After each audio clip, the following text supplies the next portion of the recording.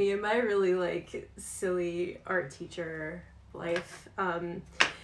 Okay, this is a big topic, and I am doing this partially to understand it better myself, like to really embody it. And sometimes for me to embody it, I have to teach it, I have to explain it.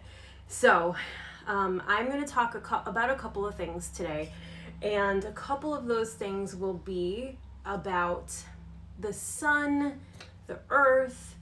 Are we in the age of Aquarius? What is an equinox? How does the world even like go around this? How does all of this work, right? So we have the sun here, and actually I'm not ready yet. Hold on. Like, bring it in. All right. Hi guys, I see you all here. Thank you. All right. I am also not a professional Western astrologer. I understand it pretty well. I'm also not a scientist, and I'm also not a Vedic astrologer. So if you are any of those things, you will probably want to turn this off, because the simplicity at which I'm going to talk will drive you nuts. So this is not for professionals at all. This is obviously basic level stuff. I'm using styrofoam. So we'll get started. This is the sun, obviously. It is. I have it hanging from a string so I can move around it. So relationally, I want you to understand where the earth is in relation to the sun and to other stars. That's the key difference here between sidereal astrology and tropical astrology, is the relation of the earth to other things. They use different ways to track time, basically. Sidereal astrology or Vedic astrology, almost sort of one and the same. They use a fixed set of stars. So hang on. Let's put that here. Here's the ring. Okay. This is a very what's a nice way to put this? Homegrown way to see the stars. So these are the astrological signs. We've got Pisces, Aquarius, Aries, Taurus. They're not really that close in real life, but a little bit hard to move. Okay, doesn't matter. We'll keep going. These are fixed. These stars are fixed. They only move 1 degree every 72 years, and I don't even know if they're moving or the precession of the equinoxes is moving. I don't know, but for the most part, they stay still. And so in sidereal astrology, you are looking at basically stuff against this backdrop. This backdrop is like basically kind of, if you were to think of the arc the sun takes throughout the day, that's the strip of stars that the sun takes. So it's like this. So when we see the sun move across the sky, we see these move as well. It's kind of more like this. And I wish they kind of just stayed still. Okay, so that's sidereal astrology. They used fixed stars, us in relation to the fixed stars. Tropical astrology, which is like Western astrology, uses a calculation based off of the earth to the sun, pretty much. I mean, it's like I said, this is basic. It's not 100%. But so if we have the sun here and we have the earth, first look at the earth, right? The earth, you can see the horizon. You can basically see the equator. I drew it on here. But the earth doesn't move around the sun upright like this. The earth moves around the sun tilted like this. So all year, you have the earth moving around the sun tilted like this. And the direction never really changes. It spins, but it stays like this, kind of tilted that way the whole year. Okay, this is 1 year. So in tropical astrology, what they're doing, so let's move out of the way from the sun a bit, is they take the tilt of this equator and they expand the line out into space. Okay, so imagine that this line just keeps on going and going and going. And now imagine the exact elliptical shape that goes around the center of the sun. So if you imagine that line that gets projected out plus the line that's exactly horizontal, everywhere they cross is an equinox. So they come together, they've got one shooting out this way and one is completely horizontal. Horizontal, shooting out. Everywhere where those 2 points meets is an equinox. So yesterday or Saturday, there was an equinox, a vernal equinox, a spring equinox. It's because those 2 points in the sky met. That's a calculation. It's not exactly something the ancient people were using. Because this calculation came, I think it was around 100 BC. Astrology's been around for thousands and thousands of years. Hard to say exactly, but we're going to stick with around 4,000 years ago. Basic stuff. So when you have an equinox, technically the light is the same as the dark. So here's an equinox.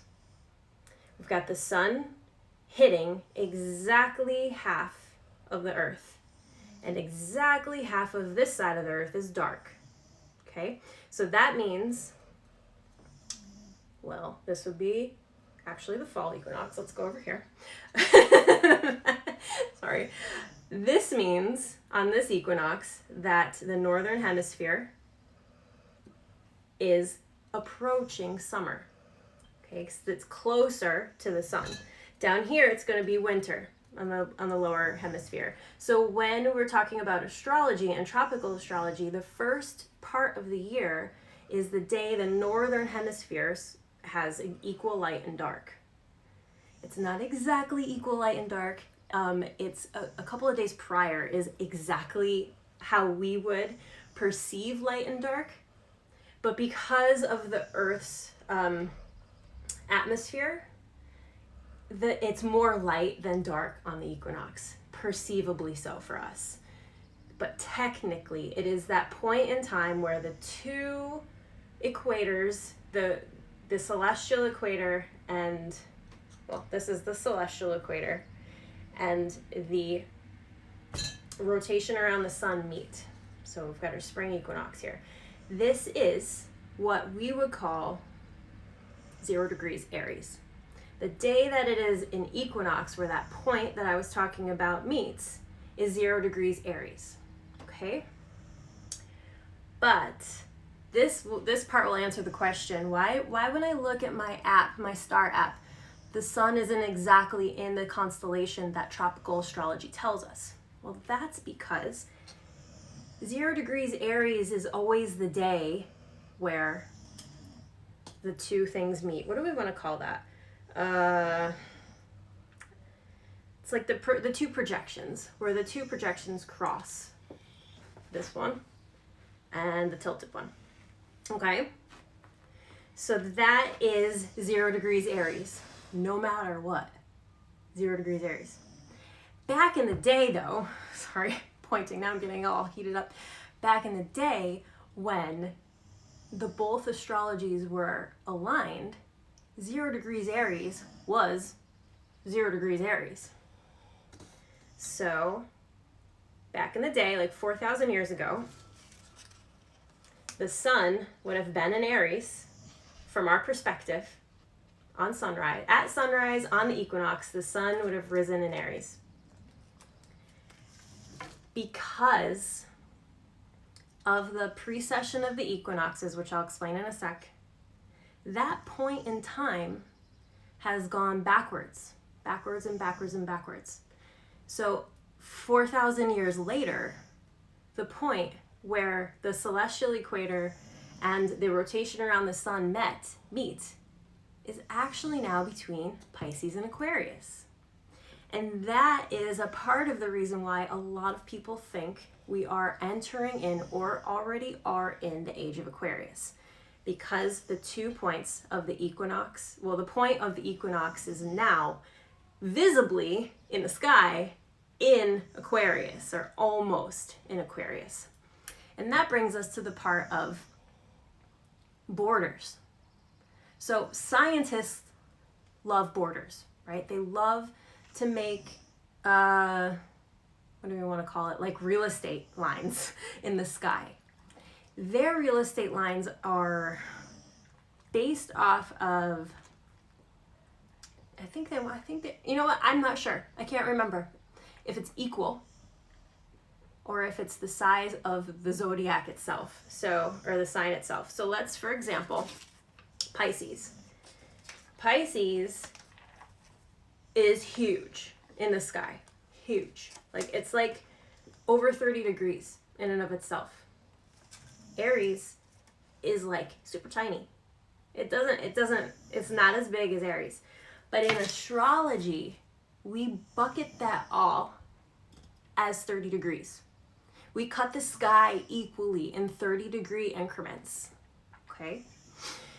And that is a bit of why it doesn't match up. Like science, astronomy, and tropical astrology don't quite match up. Because with us, we want to do it equally, and with the other, they measure the actual real estate, if that's true. Okay, so where do we go from here? I wrote precession. We want to talk about precession. I don't need the sun for this, but he's also kind of in my way. So, will you stay? No. Okay, so I'm just going to have to move around the sun. Forget the sun for a second. Earth, again.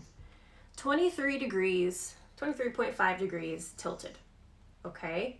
The Earth never is upright like this. Hardly at all. If you imagine a top spinning, spin a top, it wobbles, right? Like the top goes like this, but it's still circular. Same thing happens with the Earth. It stays at 23 degrees, but it also does this because it wobbles, just like a top. So wobble, wobble, wobble. It's spinning like this, but it's also wobbling. I am being exaggerating here so you can see, but it's like this all the time. It takes 26,000 years for this point to make a full wobble. 26,000 years to make a full wobble. It takes roughly 2,000 years for each part of this wobble to go into a new sign. That's why each astrological age is roughly 2,000 years. Times that by 12. Whoa. Roughly 26,000 years. So imagine, here's a regular day. Here's today. Our wobble level today is here. Let's say our wobble level 3,000 years ago was here. Look at what happens to the equator. Remember that line I was telling you about that shoots out into the sky? The fake line that they calculate from? If today were like this, our vernal equinox will be calculated based off of this degree. If this was 4,000 years ago and we were up like this, the vernal equinox gets calculated based off of almost a more flat degree. Which means if you look for that point where they both cross, where this one crosses this one, it moves back in time, back and back and back. So that's why in tropical astrology, the precession of the equinoxes is something that we have to keep in mind in order to know where we are in relation to the sun, in relation to the planets and the other stars. So in astronomy and pretty much sidereal astrology, they use kind of a more exact, like what's happening in the celestial realm, what is exactly happening. Tropical astrology uses what's happening from our perspective, from the earth. It's a more, in my understanding, a more earthly way to calculate the energies of the sun and the energies of the signs and the other planets. It's earth focused because we're using calculations based off of the earth itself, not against where the fixed stars are in the background. So that's the main difference. Okay, so are we in the age of Aquarius? Here's the other question here. So our equinox, based off of tropical astrology, is technically in between Pisces and Aquarius, like I had just explained. That is one way to know that we are coming or are in the age of Aquarius, because that calculated cross point is now preceded so far that it's now in the age of Aquarius. Now it's in Aquarius, Pisces, Aquarius, depending on where you draw the line. That's the other thing. Since Pisces is so huge, where do you draw the line where Pisces, the energy of Pisces gets less and less because it's so big? And where does the energy of Aquarius start to become more strong? So right now we're like right in that in-between point, and you can say yes or no either way where we are, because it just depends on how much you feel the energies of Pisces still, or how sensitive you are to the new energies of Aquarius. I think it's a very personal thing, to be honest. For now, for us in this transition period. 200 years from now, probably we will be completely immersed in the age of Aquarius and everybody will feel it.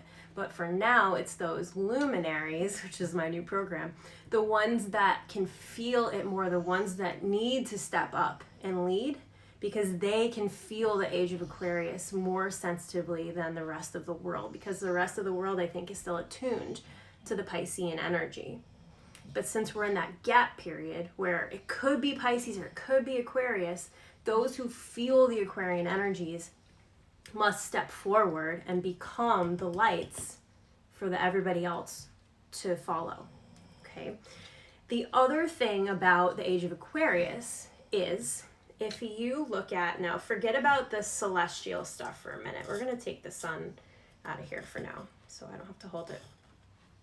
Think about it from our no, this is just going to be ridiculous. Let's stick it on my head. Okay, I need it out of my face. Think about it from our perspective now. When we wake up in the morning, the sun rises in the east, okay?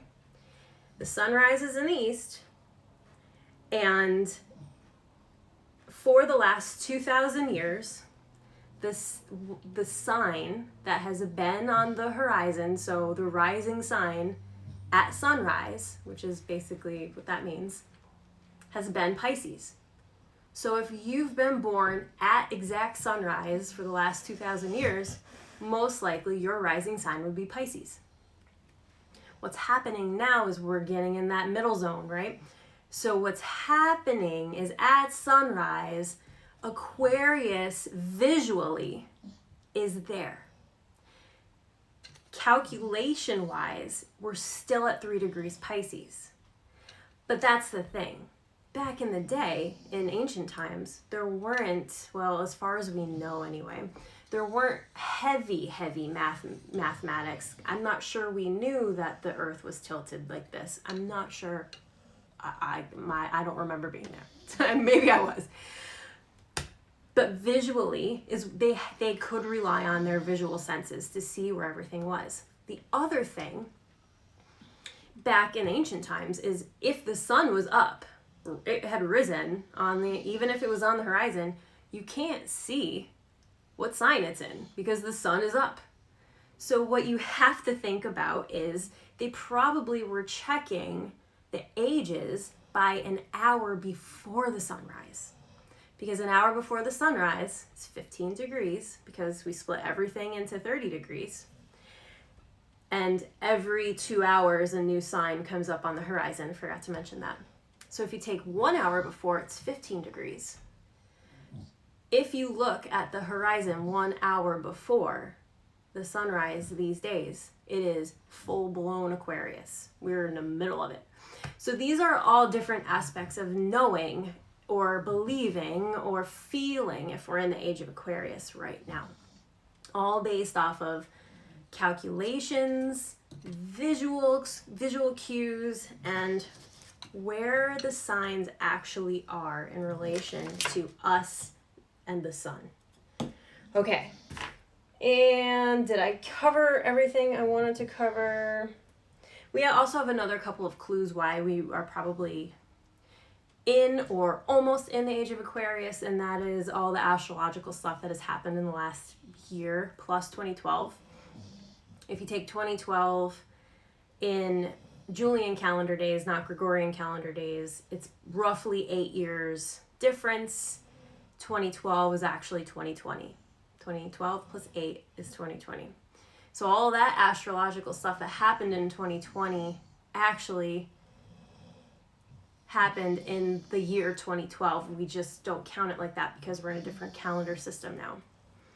Also, 2012 was a lot of there was a lot of astrological stuff happening in 2012. Plus 2020 we had the grand conjunction on the winter solstice in Aquarius. We've had a lot of activity. We had a stellium in Aquarius recently. It's a lot of stuff symbolizing and calling in Aquarian energy.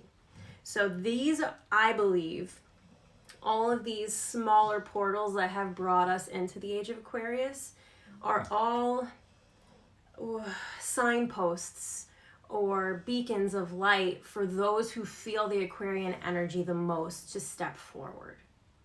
So this isn't going to be one of those things where you have a time and you've calculated it and yes, we're in the age of Aquarius because of all these different ways of doing things, but you can use how you feel. Do you feel like you're more humanitarian? I know if I've looked across businesses in the since 2012, new businesses come around that want to be humanitarian.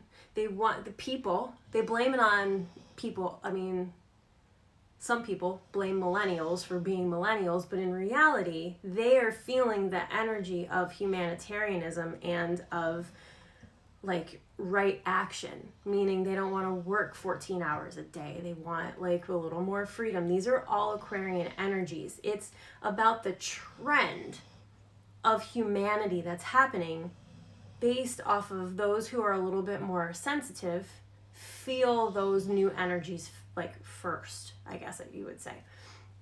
So that to me are all the clues of how we can be considered in the age of Aquarius, but I think it is definitely at this point in time in this middle ground between Pisces and Aquarius that it is up to the people who actually feel the energies of new technology, of humanitarianism, of community, of contributionism.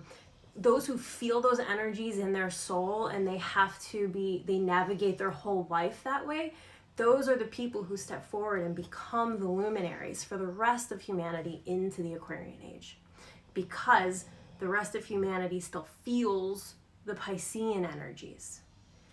You need the luminaries to light the way. So, I think that's it for now. I hope that was helpful. I hope the string wasn't too distracting. My little son. Okay, do you guys have any questions? That's the other thing. Been here for half an hour. Do you have any questions?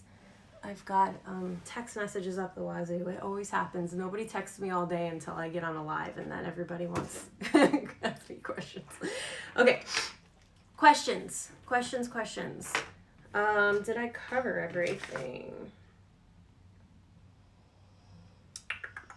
I think I did.